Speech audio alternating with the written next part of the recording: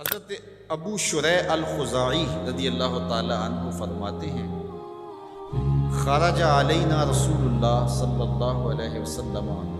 فقال، حضور تشریف لائے ہمارے درمیان جلوہ فراز ہوئے، فقال اور ارشاد فرمایا الیسا تشہدون اللہ الہ الا اللہ وانی رسول اللہ،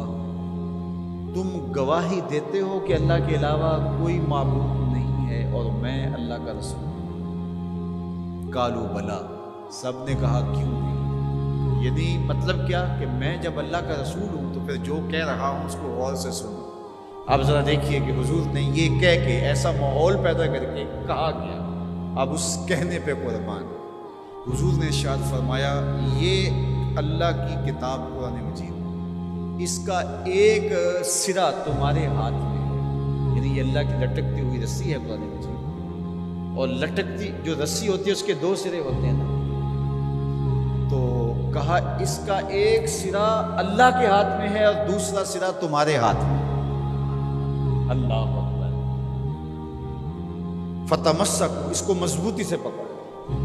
دیکھیے یہ لائٹ جل رہی ہے، اس کے اندر تار لگی ہوئی ہے، تار کا ایک سرا مین پاور ہاؤس سے جڑا ہوا ہے اور دوسرا سرا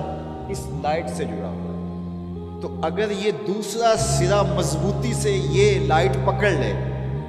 تو پھر روشنی دے گی نا، اجالا دے گی، ظلمت مٹائے گی، لیکن ادھر سے تو جڑا ہوا ہے، لیکن یہ ادھر سے نہ پکڑے تو بتاؤ روشنی ہوگی؟ تو کہا کہ قرآن ایسی اللہ کی کتاب ہے، اللہ کی لٹکتی ہوئی رسی ہے، جس کا ایک سرا تمہارے رب کے دست قدرت میں ہے،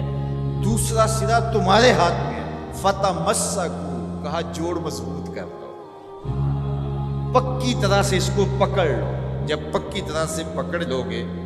تو فرمایا فَإِنَّكُمْ لَن تَضِلُّوا، ظلمت تمہارے قریب بھی نہیں آ سکتی، چانن ہی چانن ہوگا، اور کبھی بھی تم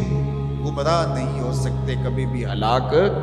نہیں ہو سکتے۔ تو یہ راز یہ لائٹ پا گئی ہے،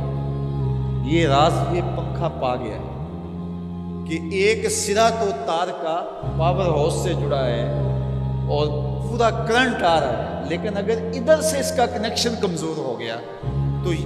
یہ چل نہیں پائے گا، یہ روشن نہیں ہو پائے گی۔ قرآن اللہ کی وہ لٹکتی ہوئی رسی ہے جس کا ایک سرا تو رب کے دست کرم میں ہے اور دوسرا سرا جو ہے وہ فرمایا تمہارے ہاتھ میں ہے، اور جب اس کو زور سے پکڑا ہوا ہو تو روشنی ہوگی نا۔